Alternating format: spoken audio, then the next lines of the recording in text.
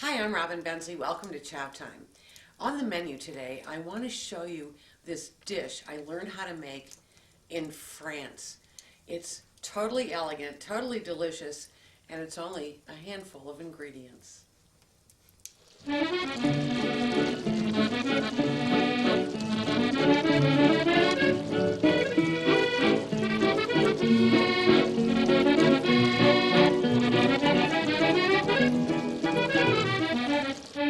The Loire Valley is probably most known for its architecturally stunning chateau. Two of my favorites, two of the biggies are, they call it the granddaddy of all the chateau in the Loire Valley. It's called Chambord. It is just an incredible sight to see. I also love Chenonceau. Chenonceau is the chateau that goes over a river. It's built over a river. It has beautiful gardens, and along the Loire River is especially in the smaller, more traditional restaurants, is where you find this dish. The first thing I'm going to do is hydrate some prunes in some white wine. If you want to be authentic, you use Vouvray. That's what they use in the Loire Valley. So I have about a cup's worth of prunes, and I'm going to snip them in half into a small saucepan.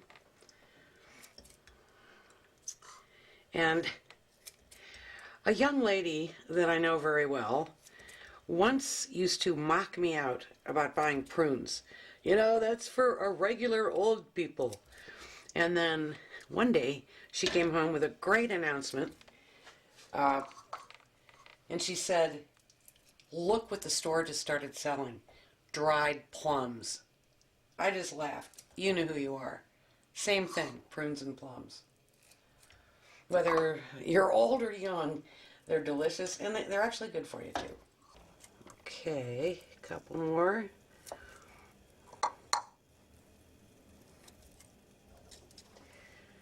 So I'm going to pour in about a cup and a half of this Vouvray.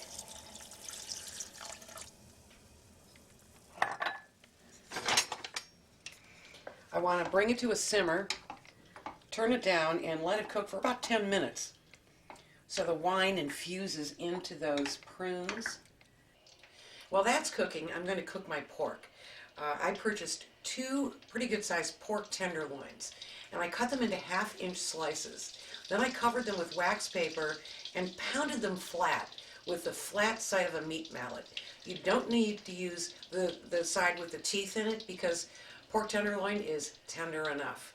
So I'm going to fry them in my usual combination of olive oil with a little butter for flavor.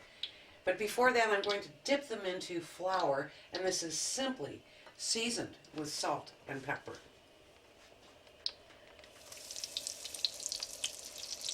And because they're flattened, they're going to cook up very quickly. And because these are pretty good sized pork tenderloins, I'm going to do them in a couple of batches.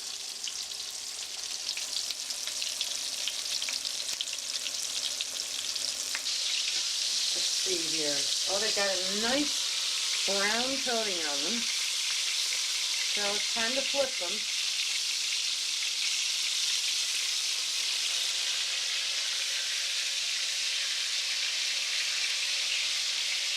And you just need to cook the second side just for a couple of minutes. These pork medallions are perfect.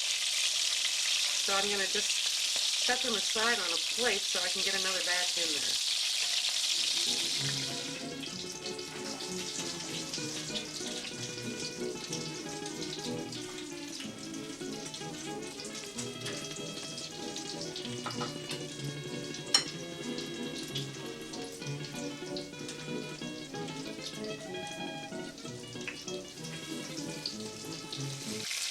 Okay, my second batch is done, so what I want to do is remove some of the excess oil from the pan.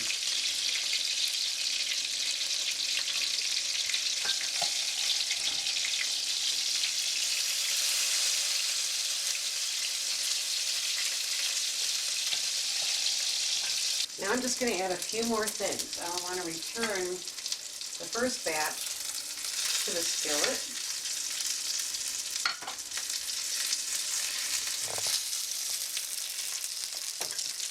I'm going to add the white wine and prunes.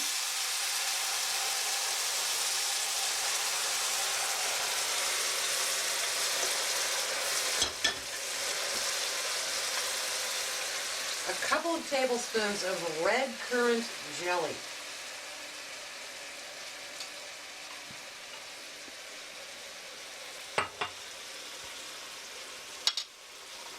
And one more thing, a splash of cream.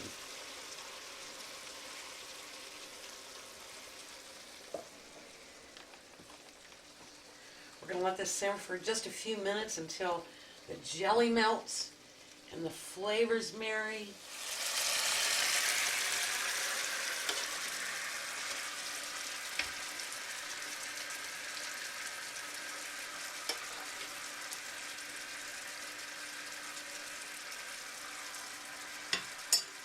Well, I'm hungry. Because of the sweetness of the wine and the prunes and the red currant jelly, I like to top it with freshly ground black pepper. Lots of it.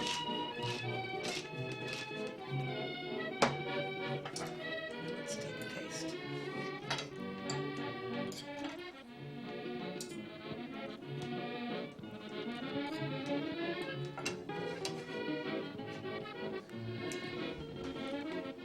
You saw how simple it was to put together, how elegant it looks, and it's so French. And I can tell you that prunes aren't just for old people anymore.